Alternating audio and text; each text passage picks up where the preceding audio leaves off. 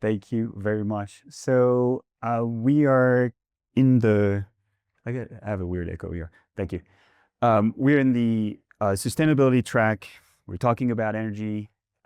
You may know PowerFlex. PowerFlex is the nation leader in installing solar storage and EV charging at commercial sites. We also have our own software platform to coordinate those elements. You should expect that we're going to talk a lot about sustainability. Now, this is not what we're going to talk about today. What we're mostly going to talk about is the cost for buildings that are increasing when they look at their energy bills. And this is very clear when you look at the long-term trend.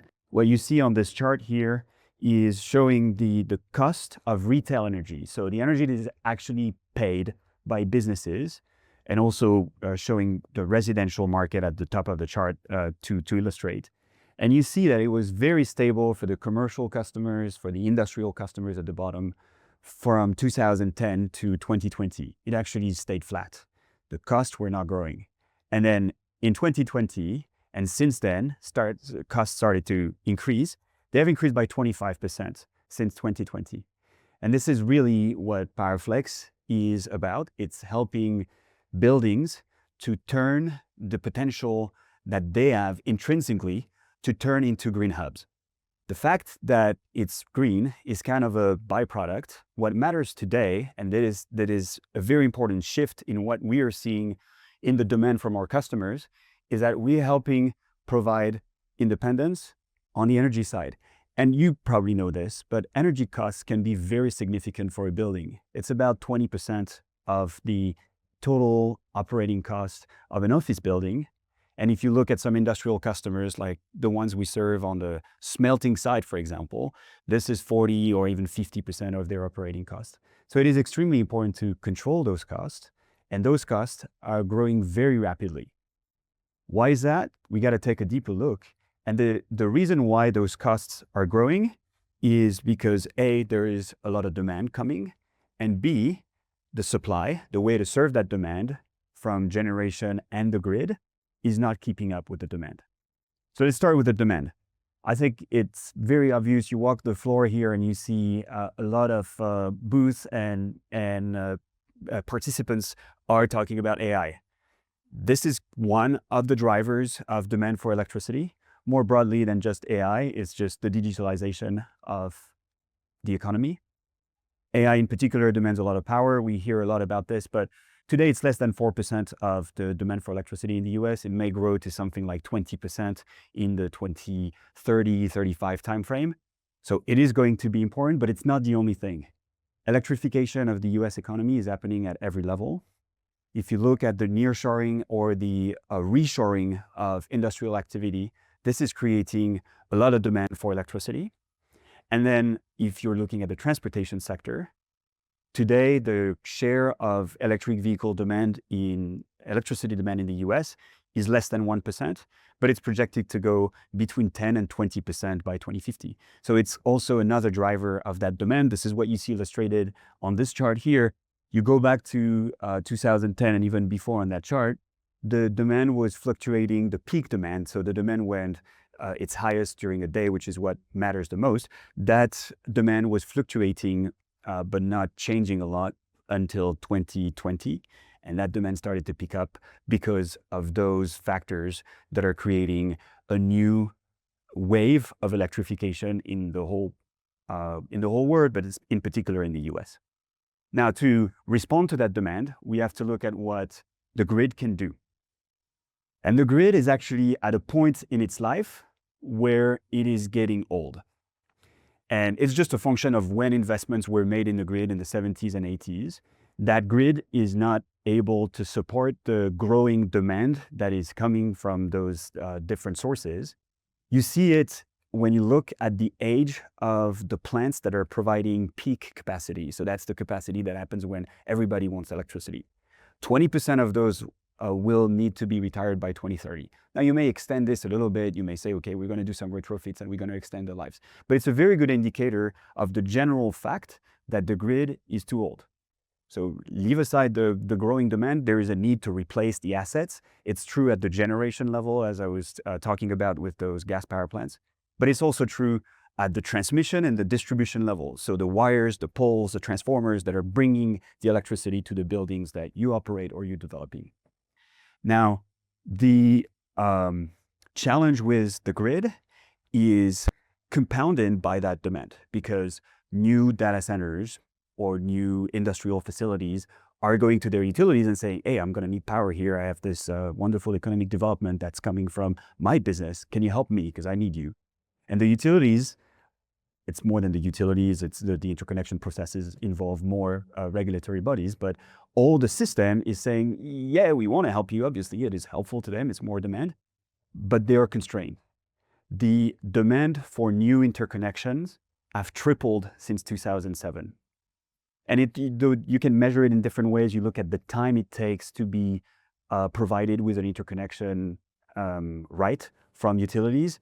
It has also tripled since the mid-2000s.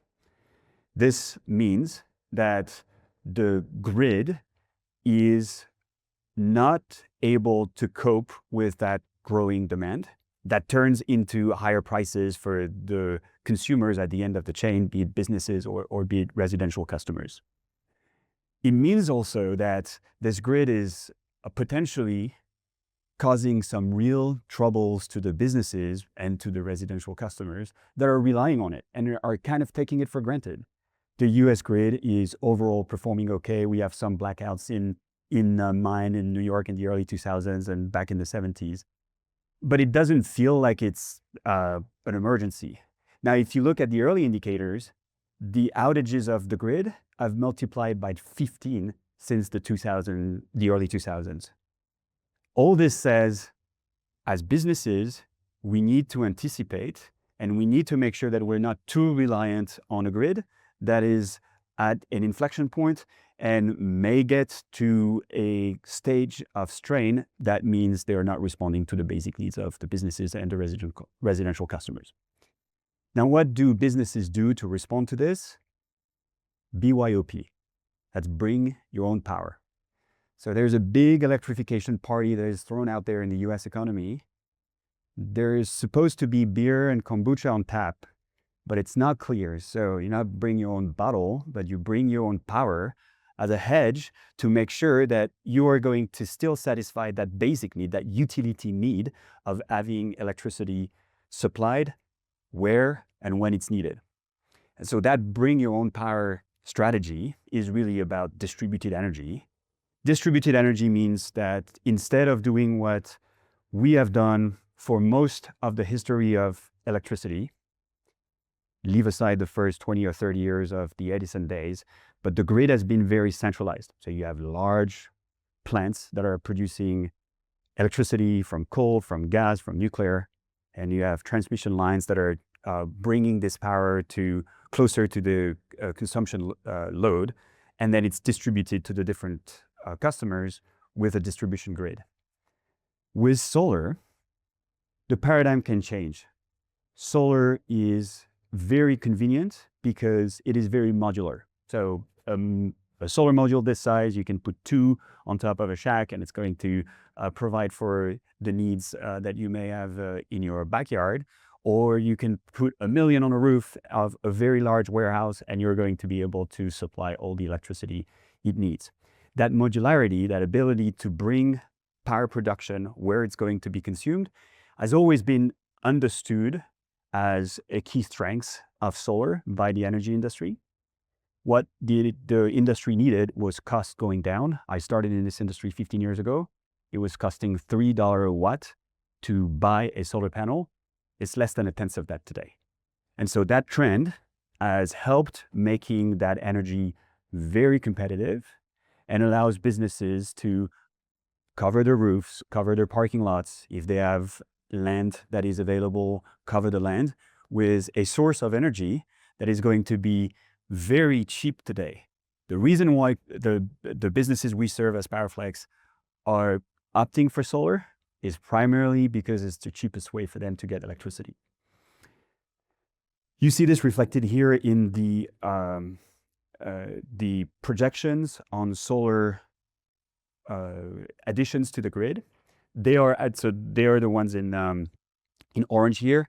they're actually smaller than what we expect for DERs, for distributed energy resources. So most of the new demand for interconnection is going to come from those smaller systems, and they're going to contribute to the grid in a much more meaningful way in the years to come. This is reflected in the trends that we've seen over the past 3 or 4 years, and the projections are pretty unanimous about that trend. Now, it doesn't mean we don't need utility scale power of any sort. And actually, it's a conversation for around the beer at the tap, but I think you need some gas power to make sure that there is some transition to a point where you can use the storage means that we have, mostly with stationary storage, but also with electric vehicles, to cover the main drawback of solar, and that's the next thing I want to talk about. It only produces when the sun shines. And so we have to be cognizant of this. This is a fact that is not going to change. We can only make the most of that very cheap energy, the cheapest there is today in the world, including in the US, but it's only going to produce when the sun shines.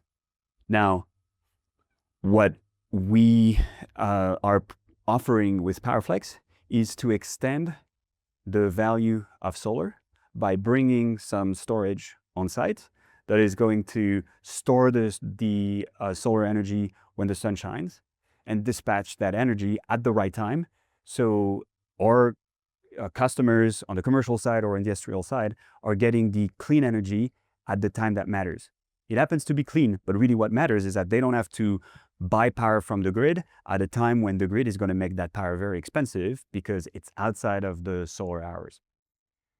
The other thing that we provide to our customers as PowerFlex are EV charging solutions. You may remember we started talking about that demand. This is one of the drivers. So the electrification of transportation is a trend that creates some demand for electricity overall.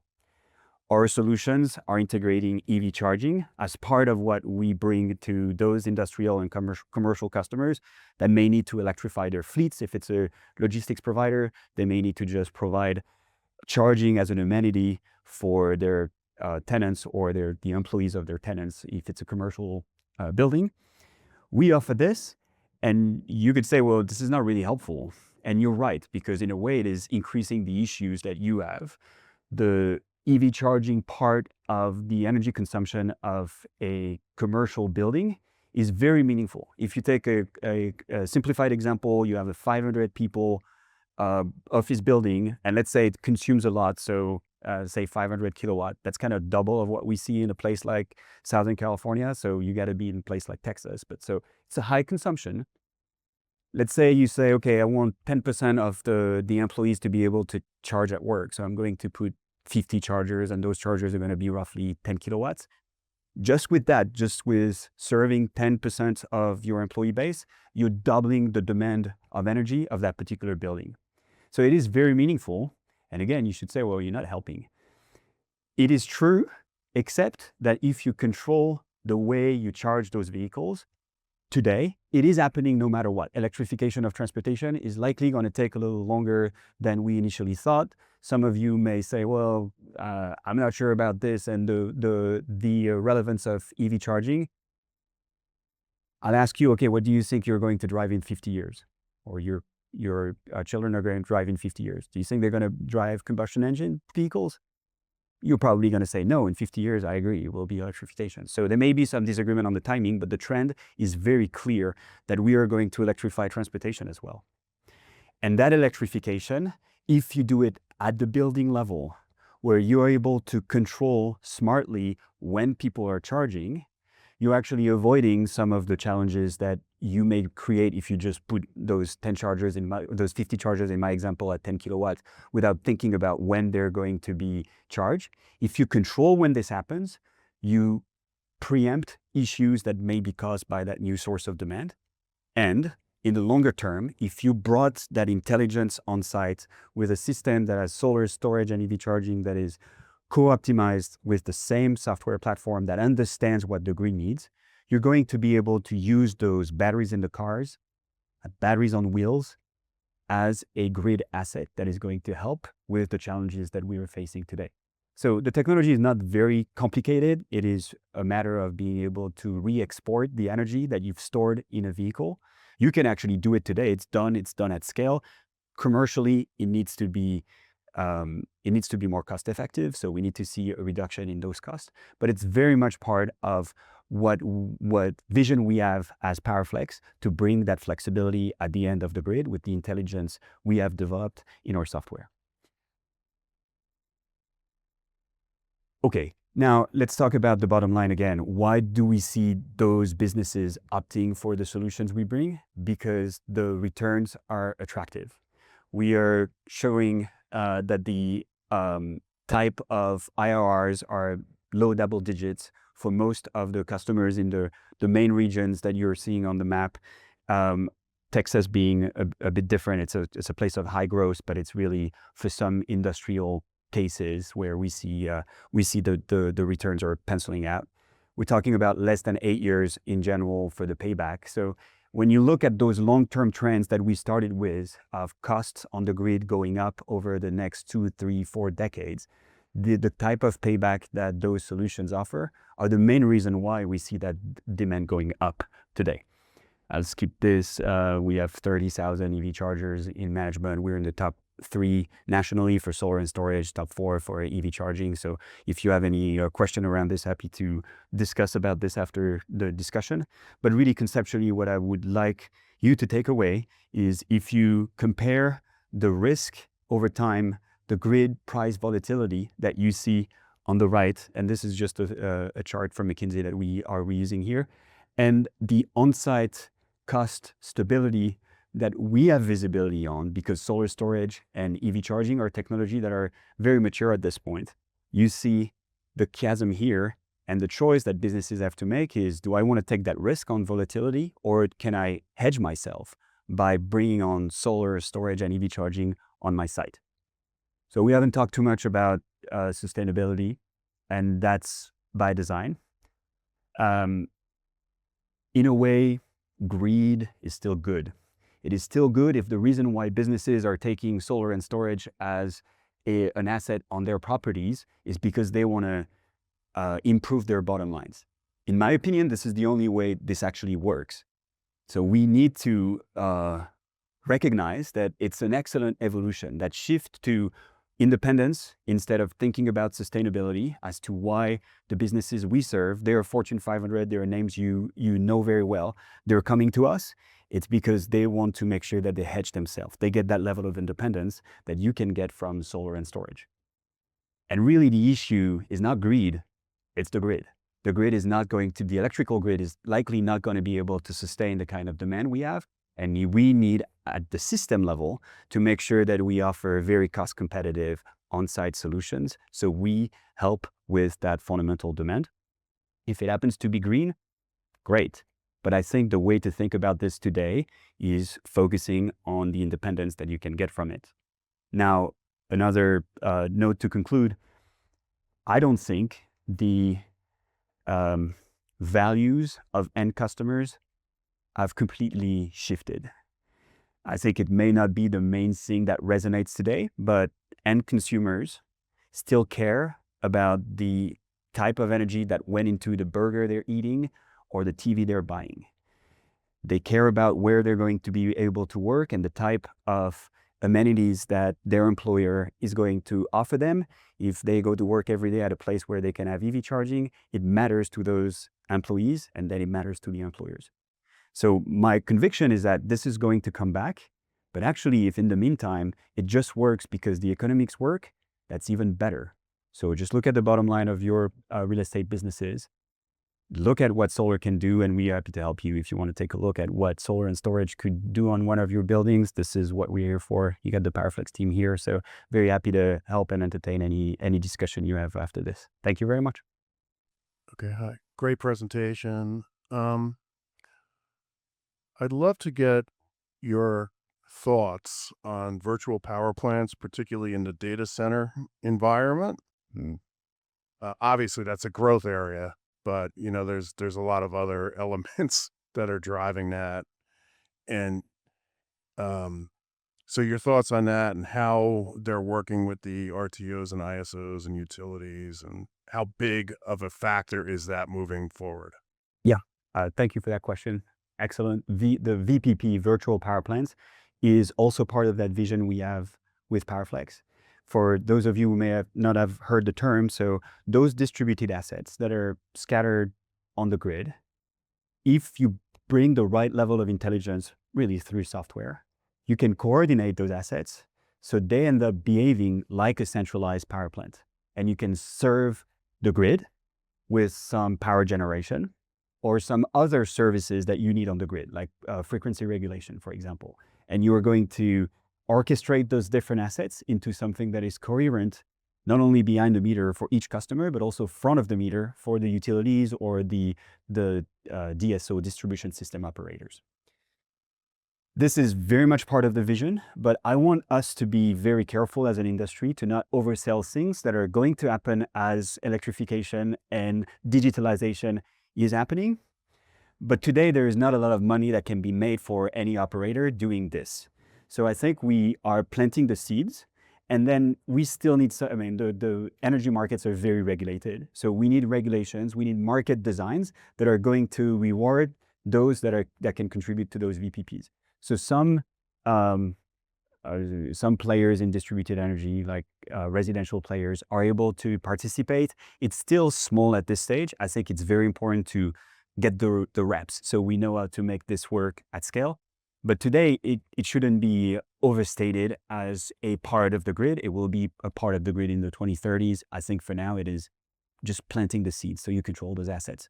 And for data centers specifically, data centers are very interesting because their load is flat. So you need power basically 24/7, 365 days a week with 6 digits of reliability behind your power.